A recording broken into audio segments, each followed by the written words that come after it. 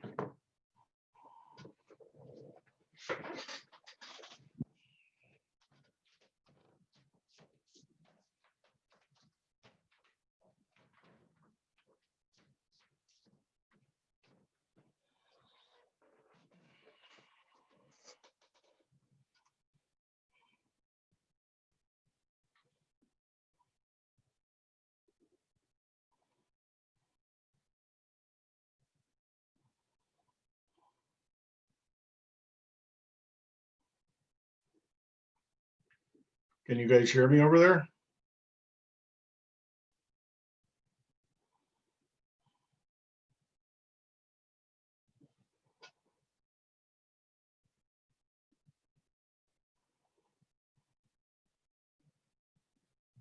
Oops.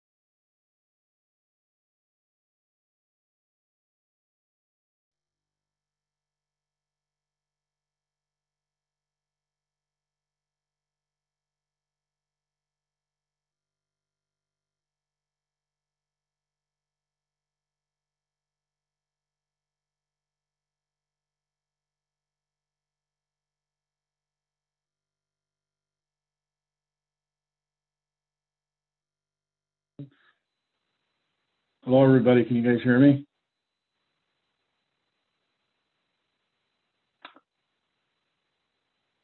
Hey, Tim, can you hear me? I can't hear anyone there.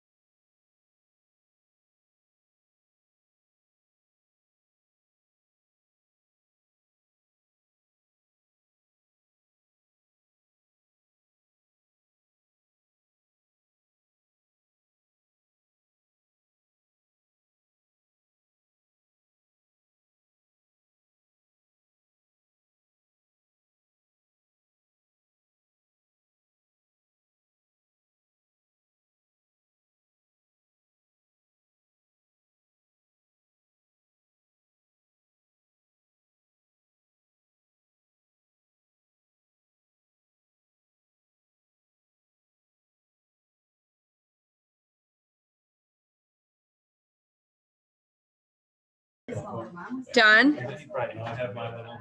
Don? Wait, yeah. Can you hear me? Okay, can you mute that, or I want to see if he can hear you from here. Don, can you hear Tim? Tim, can you say something? Say something. Something. You- Can you say something? It sounds like he can hear you. Okay, so we could probably start. Probably. Your mics just won't work. Okay. Our mics will not work? No. Okay. Well, good afternoon and welcome to a regularly scheduled meeting of the Administrative Committee for the County of Washington. All proper notices have been sent. Roll call, all persons are here except Bob Hartwig, thank you, who is absent and excused. Mike, if you please join me for the Pledge of Allegiance. I pledge allegiance to the flag of the United States of America and to the republic for which it stands, one nation under God, indivisible, with liberty and justice for all. Thank you very much. We have before us a consent agenda consisting of the Finance Department monthly update. Do I have a motion to accept the Finance Department monthly update? Okay, Tara and Linda. Any further or any comments, questions, concerns? Hearing none, all those in favor signify by saying aye. Aye. Opposed, no.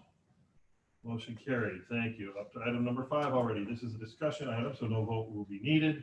We're looking at the 2020-2021 Washington County Severance Plan. I believe that will be handled by our HR director, or no, he's sending a surrogate. Aaron Dahl. Hi, Aaron. Okay, Aaron Dahl from county staff will be handling it. No. That Yeah. is fine. You can take your mask down and do while you're talking, I think. Yeah. Okay. So really, you've got a copy of this in your packet. A couple high level points. We're talking about full-time employees only. Goes with at least 1 year of service. The plan is to pay 1 week per year of service, minimum of 4 weeks, maximum of 20. That's pretty much it. No other insurance or benefits like that related to the payout. So, I mean, this is just another tool in the tool belt that we reference all the time. It's kind of the difference between a severance plan and an early retirement plan, which you saw last month. You know, early retirement is more of a broad throw it at the wall and see what sticks, whereas a severance plan is kind of a more targeted approach to positions. So again, just another tool, and I'm happy to take any questions. Questions I have would be for the COBRA. COBRA would be, regardless pretty much of the position, it's a standard fee, which would be individual, couple, or couple with kids. And regardless of the position that you're in, that's a standard dollar amount, correct? That's correct. Okay, we'll make sure. Yes, go. I have a question now. Here, Now, because I if need an this. employee is But that's separated restarting. by a severance package, by severance, would they be eligible for rehire in another position? I mean, there was nothing in there about that, but I was just, Correct. Yeah. Go ahead. I mean, certainly if they were severed, they would be eligible to apply for open positions if they're available and go through the interview process at that point in time. okay. They're the most qualified to move into the. Okay, thank you. Any other questions? This being a discussion item, thank you very much. We go on to action items. We have 2. The first is review and make recommendations on tax deed properties, and who will be handling that? I am. Actually, our county clerk. Yes. So for those of you who are new to the tax deed process, the tax deed process starts in the treasurer's office and then moves to our office right around 5.5, 6 years of non-payment of taxes. So this. Could you give them an idea of just Mhm. what we do every year Yep. to let those people know that they owe these back? Yeah. So our treasurer sends out several notices every year. certified notices that they have to sign for. Sometimes those do come back non-returnable or no signature, not picked up at the post office or whatever, and then just come back to the treasurer. Everything is documented in their files. They are given, like I said, 5 years, the 6 years when we sell it. They are also given opportunities to make payment arrangements with the treasurer's office. And as long as they stay out of that 6th or 5th year of non-payment, they are still considered in good standing. However, behind, they're just not hitting that 6-year mark. Right, meaning there's no foreclosure action. Yes, and Right. so I should say our tax deed properties are properties without a mortgage. So they strictly owe taxes, and that's why we're foreclosing on them. If there were to be a mortgage, the property would then be foreclosed by the bank and then go to a sheriff's sale. So just a little bit different than a sheriff's sale foreclosure. So these don't go to a sheriff's sale? No, these actually get sold in our office. And a little history on the sale process. Before I started in the county clerk's office, historically, the properties were sold via a sealed bid process. Individuals would be notified if they requested to be on an email list. They could bring in their checks in an envelope that was sealed, and they would be opened at a specific time designated per our notice that we put in the newspaper. So they would be opened, and then you could put so many checks within an envelope with your highest bid amount, and then whoever had the highest bid would then receive the property. So historically, we hadn't sold many properties very well at that time. So when I first started, we changed our process to online bidding through Wisconsin Surplus. And I believe we ended up making, after paying all back taxes, interest and penalties and any special assessments, I think we made over 300,000. So You get a lot higher when there's a bidding process and people Yeah. can see what's happening. And So we- it was a great move. the first year we switched to Wisconsin Surplus, we had 15-ish properties that we were like left over from prior years, probably from the recession, and it just finally hit at that point. And now we rarely have any that carry over. If they carry over, there are special circumstances as to why. And this year we only have 2 new properties that are coming up.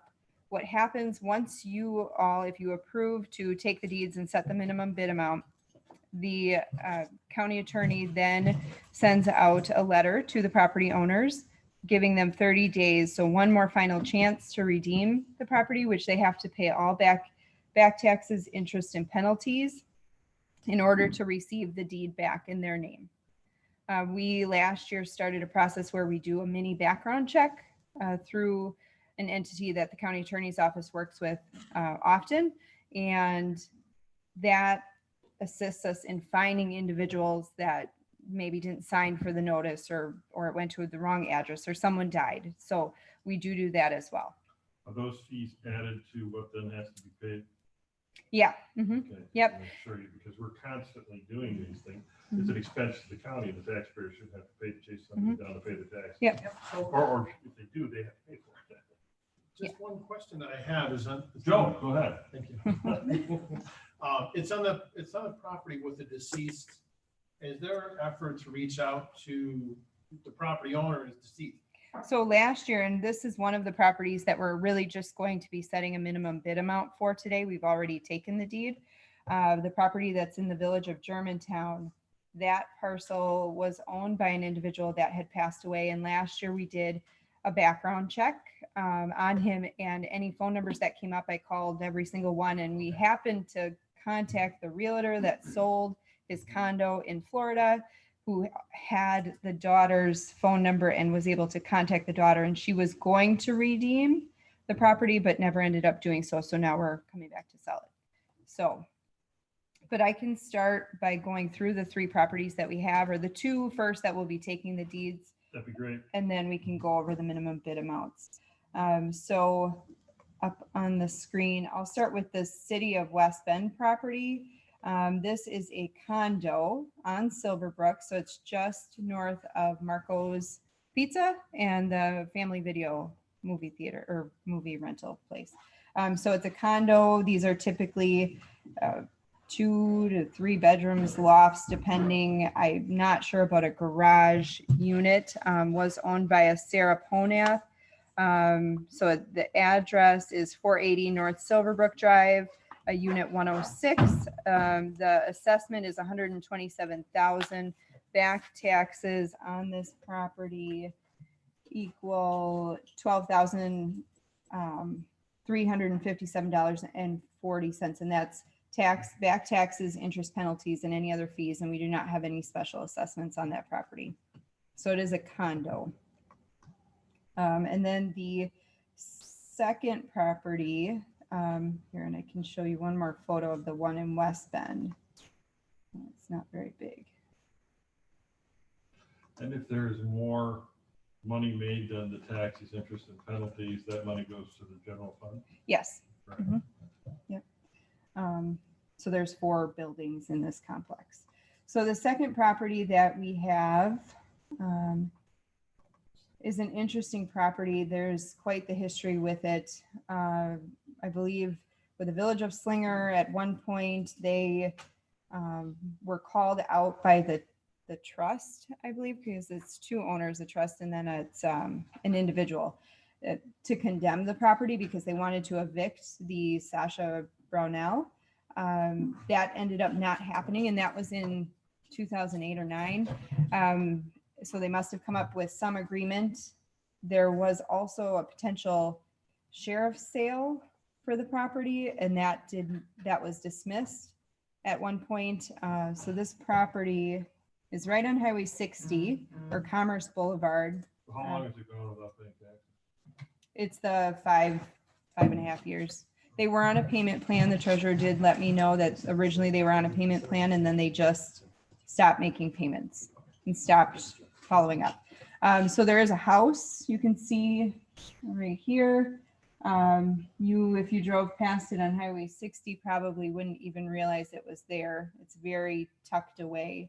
It's right across from CC, or just north of CC on 60, if you're familiar with that.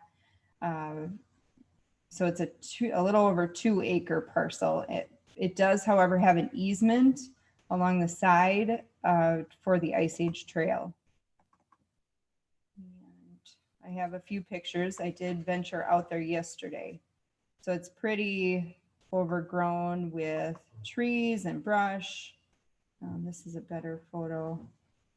We're not sure if anyone resides there as of right now either. I should also mention, Maybe a hobbit. yeah, so it's 2.28 acres, Ice Age Trail easement. There is a private on-site wastewater treatment system, but the Planning and Parks Department has no records of it, which means it's extremely old.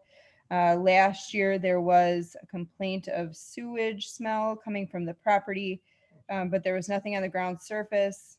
The property is assessed at $224,000 and $24,300. So 24.3 is what's owed?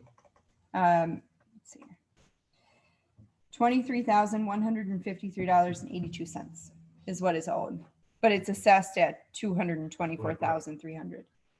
Yep. So, and this is the view from 60. So this is all you would see if you drove by it. So those are the 2 properties that I am recommending that we take the deeds on and direct the county attorney's office to send a letter allowing for the 30 days to redeem. Mhm. Do you have any questions on those 2? Well, are you looking for a price? No, this one I just need a motion to take those 2 deeds, and then the next one we can go over the minimum bid amounts. Okay, we'll look for a motion then to take the deeds. Joe? Oh, okay, we can motion in a second for the question. I'll second it. Okay, so Joe to Joe, do okay. it, and Karen second. Karen, you have a question? What happens if somebody does reside there? We historically have not evicted anybody through the process that we're taking right now. If we take it through the courts, which we've only done once within the last 5 or 6 years, we took a property on Crooked Road. We had to take it through the courts to quiet the title and eliminate any rights that the federal government had for the federal tax liens that were on the property that were enormous. like 70,000. So. That's a lot. Mhm. Any other questions, comments, concerns? Hearing none on the motion to take the deeds, all those in favor signify by saying aye. Aye. Opposed, no. Motion carried. Thank you. Next is the review and set minimum bid amounts on tax deed projects. Yes, so historically, we've always just set the minimum bid amount at roughly right above what was owed for the property, just so that we would be able to recoup our back taxes, interest and penalties, and then any special assessments to the local municipalities. So I did want to show you, because you're mostly all new except for Tim, the property in Germantown that we've already taken the deed on, and this one will be setting the minimum bid as well, is here. If you're familiar with this area, it's County Line Road. This is the on-ramp onto, or this is the on-ramp That's onto considered a 41. Valuable piece of property. Could potentially be. This is the road to Target. Right. So it's right on that corner. Right here's Burger King. So this property we've already taken. Oh. Hold on, sorry. So that property, we're recommending the minimum bid amount at 2,500, because all that's owed is roughly 2,400.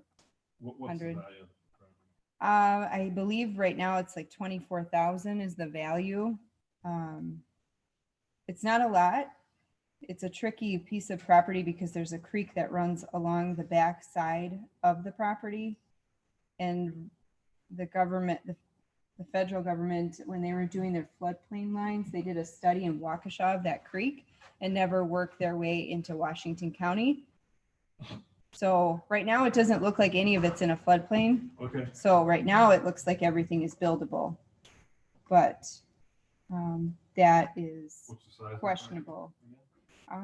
This one. Hold on. No. No structures. I have photos of it that I can show you. It's just a grassy area. The creek runs along the back portion back here. There's a walkway, I believe. So a greenfield. I think it's commercial. It would have to be in that whole area, I would imagine. Mhm. Yeah, this is just a photo quick from County Line Road. Yeah, 2,500, but historically, we've always just set the minimum bid at what we're owed. We almost always get much, much more, especially if it's a valuable piece of property or home. Yeah, I don't have the exact acreage, but I'm pretty sure it's right around a little over 2 acres. It's roughly the same size as the Burger King property that's right across the road. So. Personally, and you want to do them both, or do So them separately, or? that's one that we want to set the minimum bid amount at 2,500. We'll do one motion for all of the minimum bid amounts. How many do you have? 3. So the one on Highway 60 or Commerce Boulevard, that one I'm recommending we set at 24,000, as we're owed $23,153.82. And then the condo unit, we were owed $12,357.40. So we're recommending that we set that minimum bid at $12,400.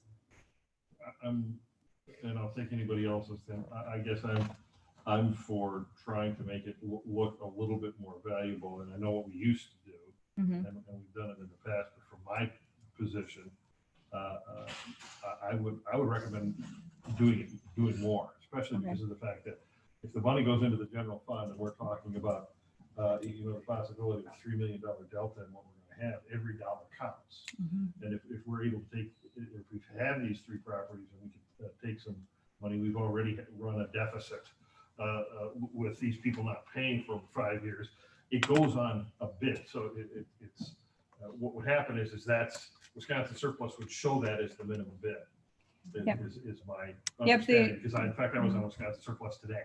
Yep. So they would show the minimum of it, and something very low from my perspective always almost raises a question as to what's wrong. Is there something? So I guess my suggestion or suggestions, and please chime in. You're more than welcome to go along what Ashley's suggesting, or if you have something else, I'd be very interested to hear it, is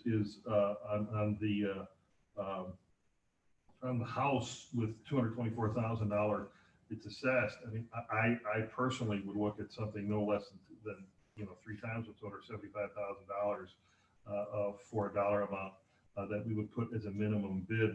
For the Germantown condo that's valued at 127, I would say, close to half, because I know what those Germantown condos go for based on the fact that I have in-laws that live in a Germantown condo. So I think if you put that at $60,000, you're going to be very safe. It doesn't look like it's run down in any way, shape, or form, given the circumstances of what ended up having somebody get Florida just walking away from it. And then on the 2 acres, instead of the 2,500, if it's valued at 24,000, I don't think $10,000 is a bad dollar amount to go to set as a minimum bid. I mean, if we don't get any bids, then we can readjust it, but I would just assume go with a higher bid to make it look like we're trying to do the best we can for the taxpayers. The house? Do you- What did you say on the house? I said 75 on the house, 60 on the condo, and 10,000 on the lot. I mean, Greenfields, especially in that spot, oh my God, right by The only thing is it has an easement for the Ice Age Trail that runs right through it. So that makes. So they have, I mean, that's even better, so people away that when they're sitting on the porch. Yeah. I was How gonna much- say, have you ever gone higher before? One time we've gone higher was a trailer in Kewaskum. We tried to cover what we were owed and we ended up having to reduce it because it was not desirable. So then we took a loss. That is the only property we've ever taken a loss. Historically, we've always set it just right above what we're owed. And that's typically worked extremely well, gaining interest from individuals. Wisconsin Surplus has recommended starting even lower than what we have, just to gain that attention and interest on the properties, because then it turns into a bidding war. It's similar to eBay. People are vested at that point. So that's one thing to consider. The home, that house, they've wanted to raise it. They wanted it condemned by the Village of Slinger. I've not gone in it, but from seeing it from where I was standing, I would assume it needs lots of work. Okay, but that's maybe you weren't expecting me to do this, because that's Mhm. additional information. I didn't realize. Oh, you- well. You were looking at raising the house. I thought that. Well, that was what the family had wanted to do. They contacted the Village of Slinger in 08 or 09 that I had mentioned earlier, and they wanted it to be condemned so that they could evict the person residing there.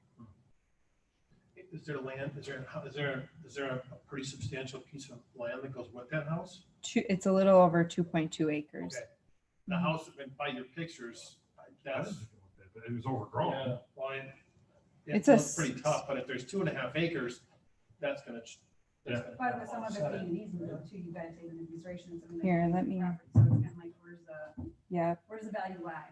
I can pull up a live map for you. And have any of these been listed with a realtor? No, our process is to go through Wisconsin No, I Surplus. mean by the owner. Nope, these ones have not anytime recent that we've found. Yep. We will still do the background check that we do and try to make contact with owners.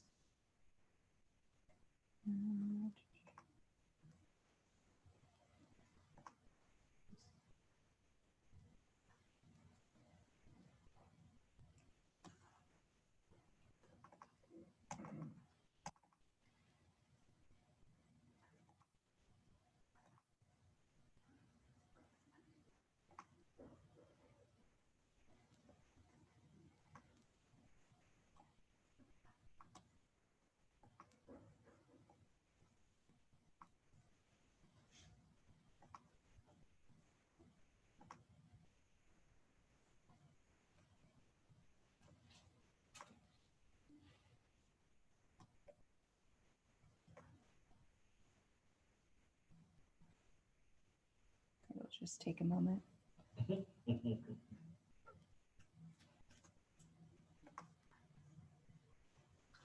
Well, I can make it easier for you It's right if here. you'd like, and that is, given the fact that, you had not talked about the raising of the property, and the fact that it was in very rough condition, other than the fact, I'm more than happy to then on that particular one, go with $24,000, which is above less than $100 difference from what is owed for taxes on that one.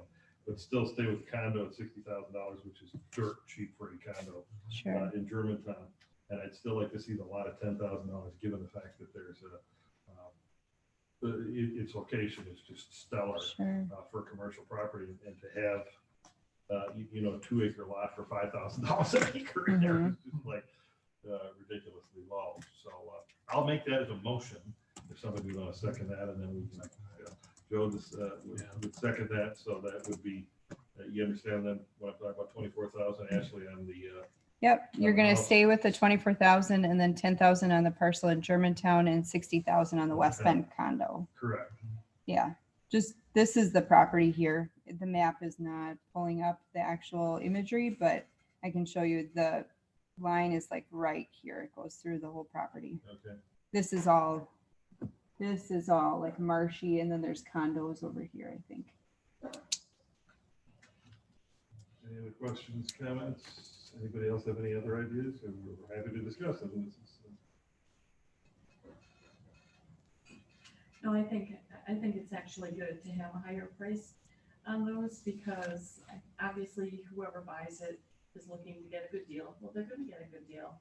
And yet the county is going to, I guess, in a way guarantee almost that they, get a decent amount of money back out of it to put into the general fund.